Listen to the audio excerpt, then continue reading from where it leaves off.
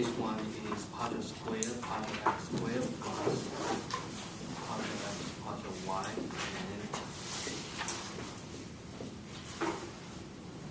and is this right? No.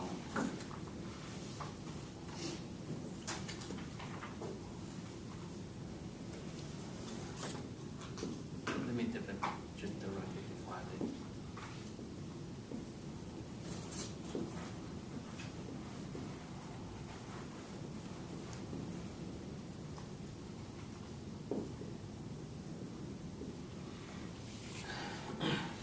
And then from there, the stress we can determine.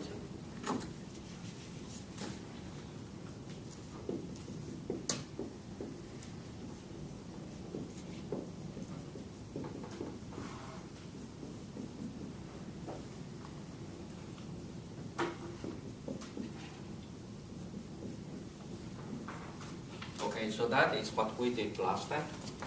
For without any body force, without the thermal, without the thermal coefficients expansion effect.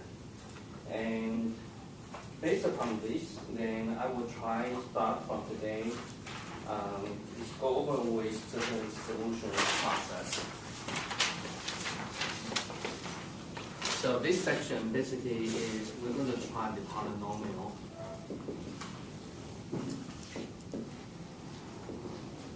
Solutions of the stress functions.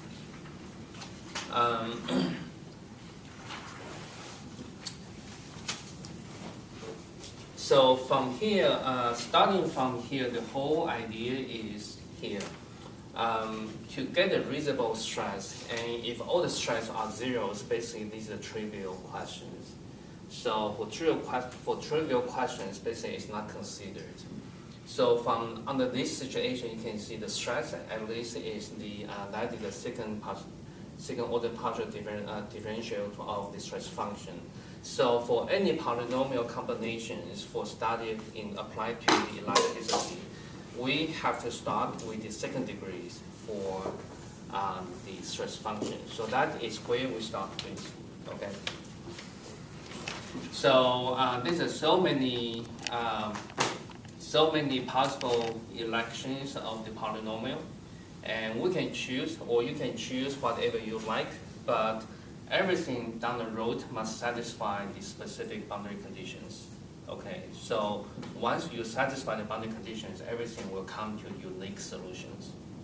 Okay, for this kind of the problems, the challenge for everyone, even including myself, for certain type of the problem is to choose an appropriate polynomial.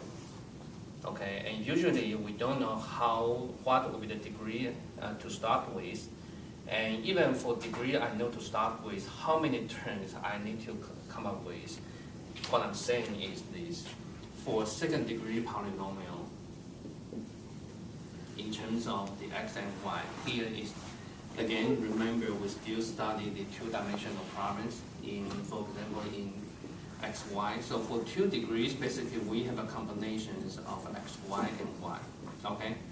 We don't know how many terms we're going to combine. For example, say we might have a plus b plus c. Okay, that is a very general, the most complete combinations for this one. For some problems, we only need 1. For some problems, we need 2. Some we need 3. And depends. For third degrees, and we can enumerate all the possible terms to x3, y, and xy squared, and y cubed. I think that is the most complete terms here. And again, the combination of the stress function can be any of them or all of them. And you can continue to the 4th degree and using, I think, the Pascal, right? The Pascal triangle, and that one you can enumerate all the terms. So that is the challenge. If we start with the working with blind view of coming with something, it's basically waste our knowledge in when we have learned so much about elasticity. So here, the better way to start with is this. Why not, for every single possible, say, second degree polynomial, third degree polynomial, then we find out what will be the corresponding stress. From there, we can try to map the corresponding stress as to what kind of the real mechanics material problems. So basically here we do kind of the reverse engineering and try to get more understanding of the influence of each term to reflect what kind of the stress behavior will be. Okay, so I think that is a smart way. So here today I will give you kind of the deductions for this case. So we start with is the second degree polynomial. So here we are assuming, and let me take the whole terms here. So say a1 x squared plus a2 xy plus a3 y squared. Okay, and then let me take the derivative here. So tau xx will be equal to 2a3, and tau yy equal to 2a1, and then tau xy equal to a2. Any mistake? Minus. Myself, sometimes I forgot this minus sign. Okay. So for this case, if we had assumed these terms, then what kind of situations? So for example, if we consider, and this one basically saying if we consider a stress element in xy direction, so this is called the stress element. A stress element basically is a small free body diagram we pick from whatever the deformable object, and around there, around which we're going to distribute the stress. Okay, so that is called a stress element. So under these situations, the sigma x basically is equal to 2a3, okay, and sigma y equal to 2a1, and the shear stress is taking the sign conventions like this, so that the magnitude is a2, okay? Will be something like this. Okay, so one typical example is this. So that is a feature like this. So we can look at from the mechanical material. So if we remember from our year 331 fundamental mechanical material, and we have studied is how many work type, the loading type. The first one is the uniaxial loading, right? So here is P. And under this case, assuming this is the uniform cross sections A, and the Young's modulus and L is the length. So from here we can know this. For example, here without any exception, from now on we always assume the xy coordinate is like this. Okay. So for this case, basically you see sigma x equal to P over A is constant. Right? For this is called a uniaxial loading.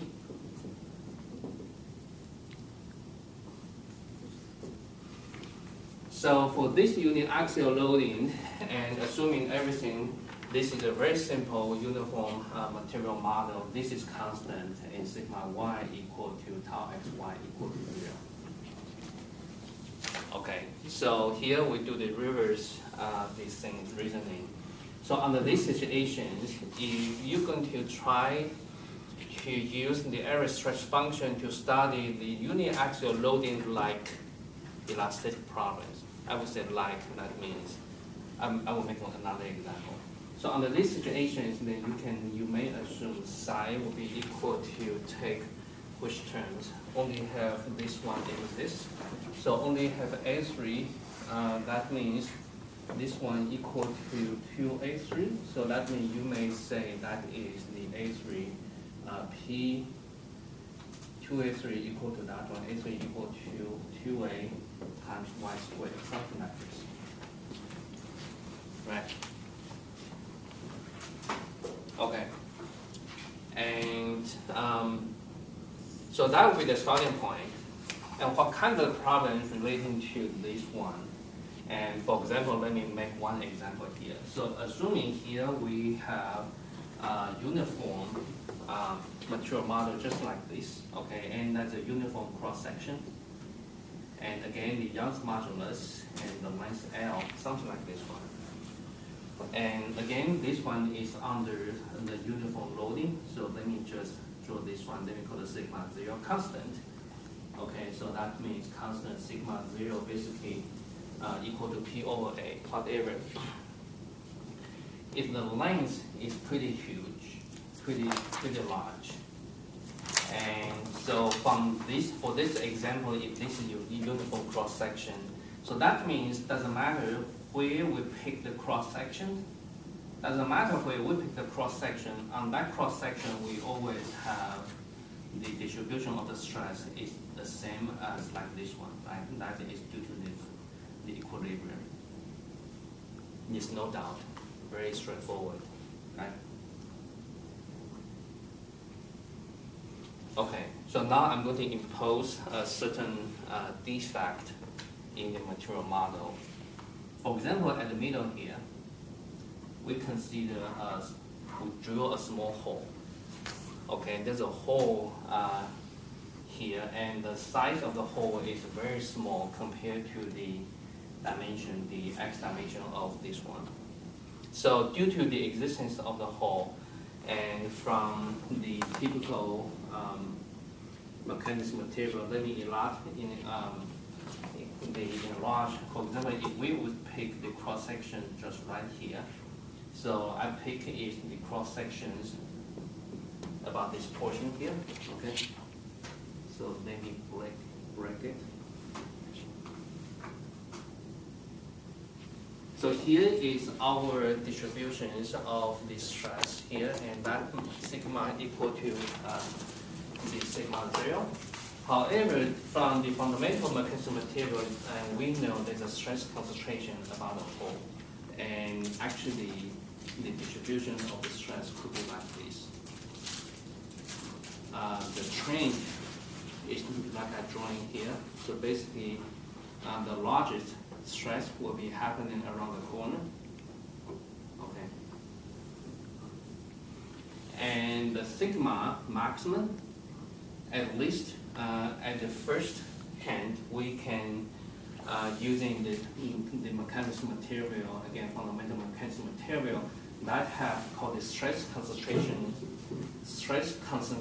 factor, and multiply with the whatever the stress. And for example, let me pick up this one, sigma 0. Okay. So the maximum can be determined ad hoc with the ad hoc the curve. This one, stress concentration, can be determined from reading the curve there. Okay. So that is the information kind of existing through the hole here. So for this kind of problem, if we would like to use stress function to obtain the analytical description of the stress components everywhere, not including at the very large at the boundary, but also surrounding the hole, and then probably we can try to get a hint from here. We know the stress functions will be valid in terms of this form, and that form is valid at the, we call it remote side. Remote side, that is very far away from the local stress concentration. So this form can provide us the starting point for this problem. Okay, and how can we modify this form for further approaching to the surrounding, the nearby, the stress concentration around the stress field there, and then a little bit more under the deduction. So later we will have one specific topic just dedicated to this problem. We'll see. Okay. So that is one example here, and so that is the second degree, and then we can, so all the things like this, and you might have the exercise. For example, say if we have the pure string, basically it's a torsion. Okay, so if we have the torque, and that is due to twisting. So again, from fundamental mechanics material on the surface, if we pick a stress element on the surface here, and then from there you should be able to calculate the shear stress, only pure shear stress, and the magnitude equal to Tc over J. C is the radius of this shaft, and J is the polar moment of inertia, and that is constant. So for this case, you should be able to find out what would be the probability coefficient for that case, right? And we can continue, and then, okay, so that's so many possible, and again, from this point onward, quite a bit information to help solving a problem will be depends on the understanding of the questions we study, which means based upon certain prerequisites knowledge from fundamental mechanics material. And this portion I can tell you that will take quite a few portions in the solution process. Okay, so now we move on to the third degree.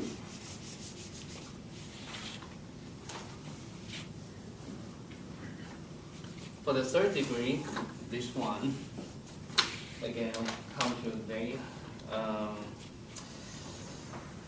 This one, because there's so many combinations, I like to do it turn by turn. So for example, if we case one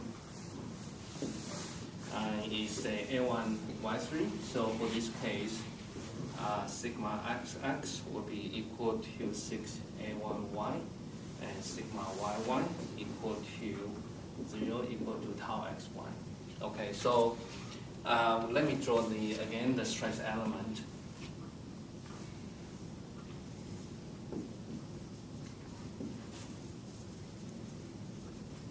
Again, here we label our XY coordinate systems. Distribution of the normal stress in X direction is a function of Y. Okay, and say that function of Y distribution could be like this. Maybe highlight this element.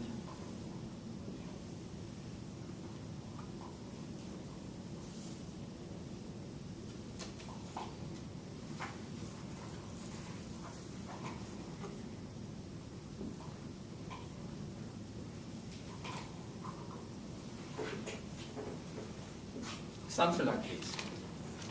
Okay, so that means the normal stress in the X directions is proportional to the coordinate there. So this one, if you still remember the fundamental mechanics material here, we can have the example to describe this behavior. And if you have a good memory, so probably you can tell this one what kind of the distribution of the stress will result in this case. That's for the pure bending. Okay, the pure bending basically is the situation is if we consider a beam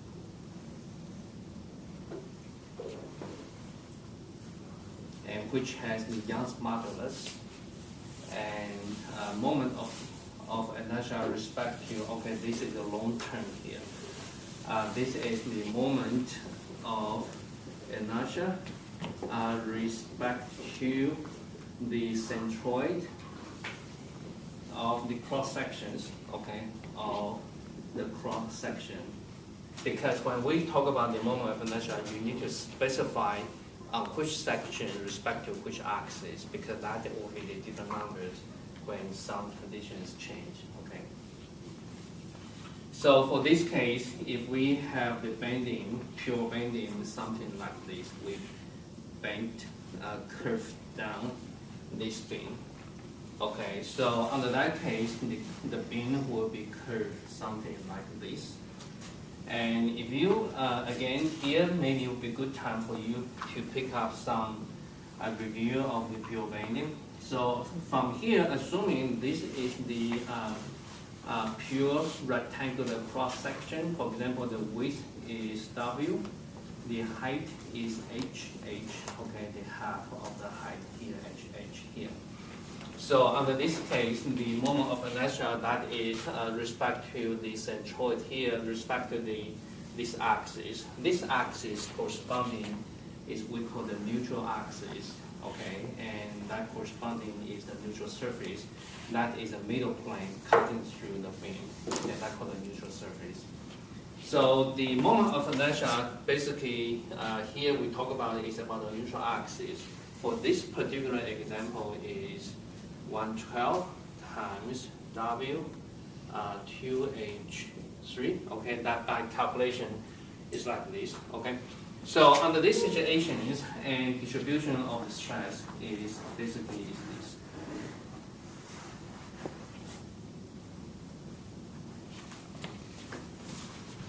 We curve down. Okay, let me draw this one.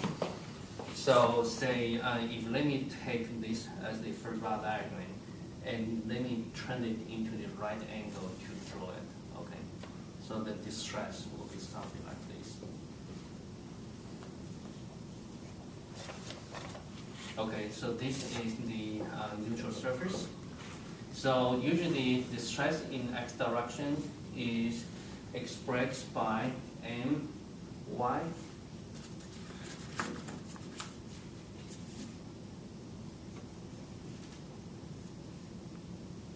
Okay. The m is the given magnitude. Okay, m is the magnitude of the given moment, the bending moment.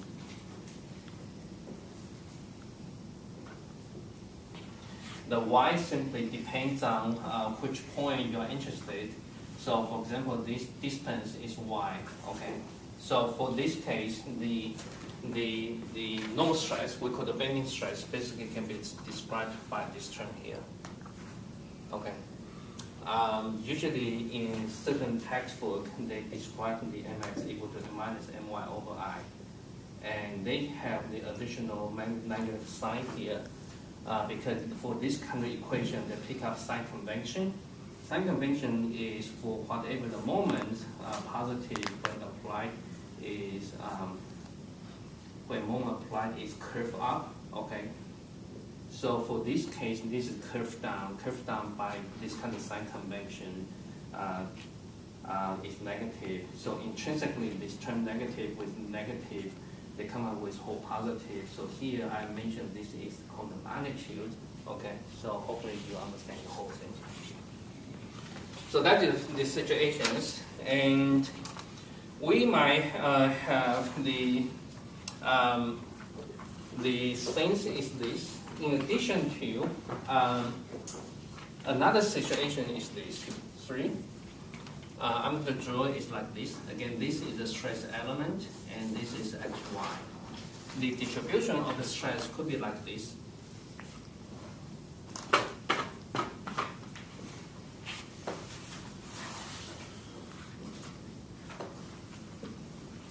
Okay, it's simply the distribution of the normal stress simply is something like, let me make up one. Okay, so for example, say this is the C1 y plus C2, something like this term here.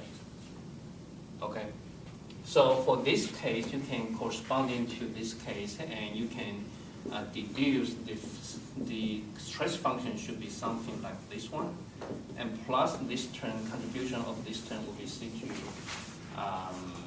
y squared, something like this. Let me say A2 squared. And from there, you can find the relation between A1, C1, A2, and C2, etc. Okay.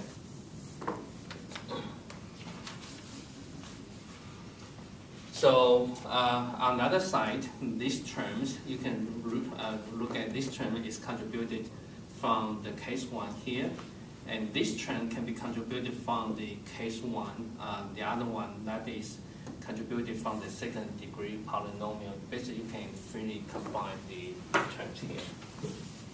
Okay? And we'll continue to look at other,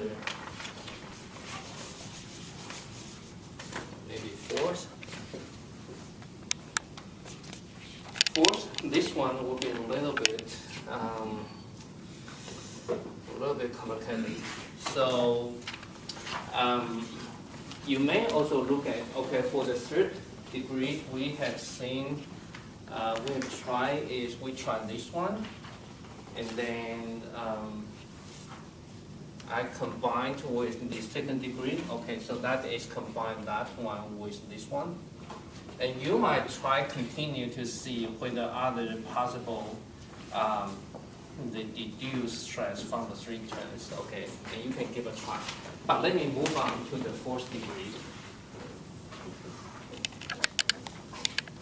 So for fourth degree, and again here the I pick is from the knowledge from fundamental mechanics material. So this one I pick is A4, for example, X, Y, Q. Okay,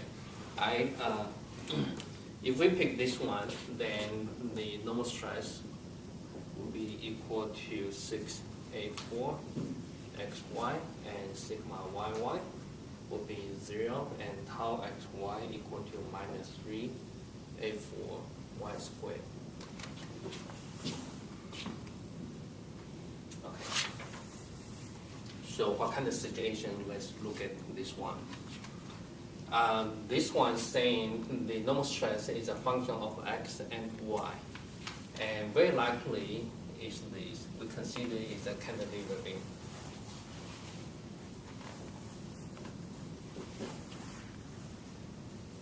Okay, the cantilever beam is under loading like this. Okay, and let me pick the two different cross sections to show the distribution of the stress, of the normal stress first.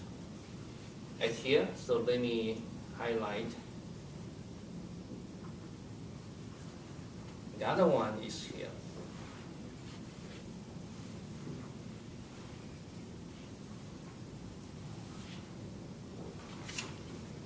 And let me call this is the distance x1. Let me call the distance here, call the x2.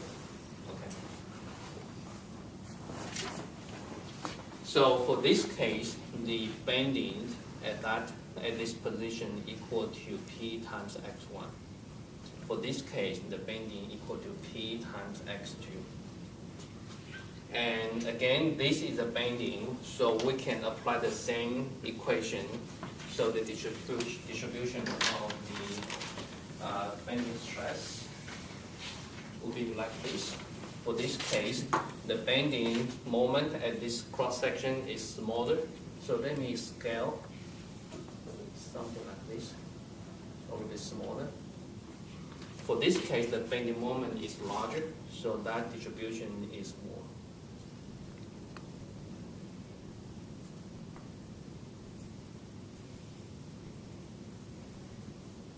Something like this. Okay. And for each case, the stress in x directions is again let us using this equation here. M equal to P x and over I, and that depends on the location of the point.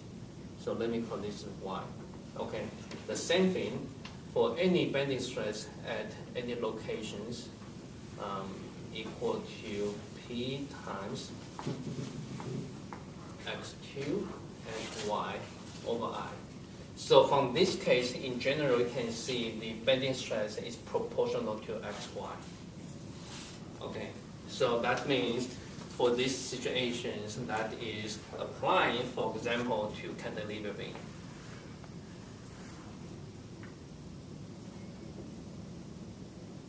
And under transverse loading.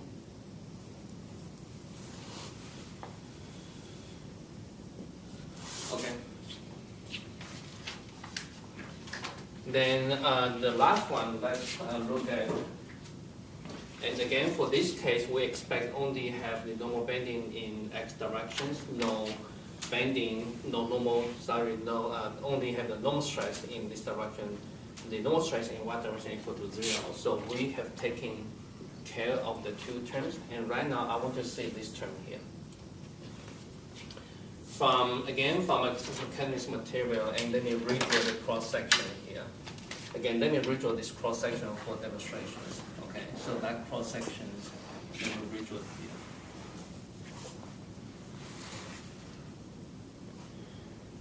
And this one is about the distributions of shearing stress tau xy. Okay, so again, the xy is our coordinate systems like this.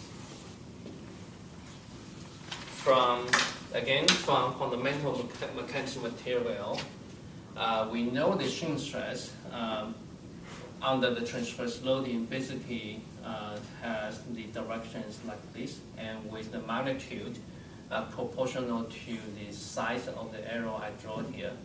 In terms of the magnitude, basically the magnitude is shearing stress 0 at top and the bottom surface, and the magnitude in terms of the direction y is in quadratic.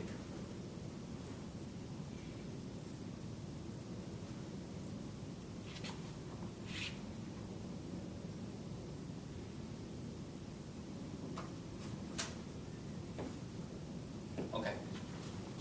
And again, for tau xy, usually we calculate is VQ over IT. And that is the typical equations.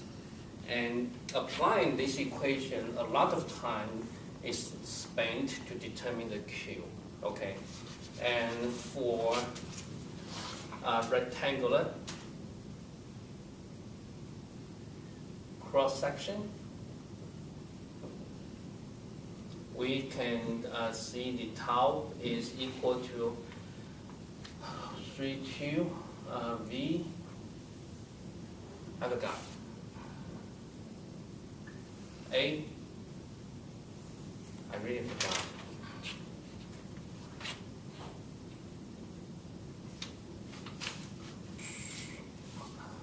Should be.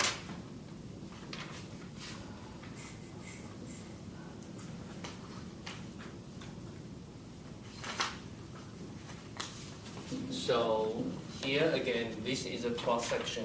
Let me highlight.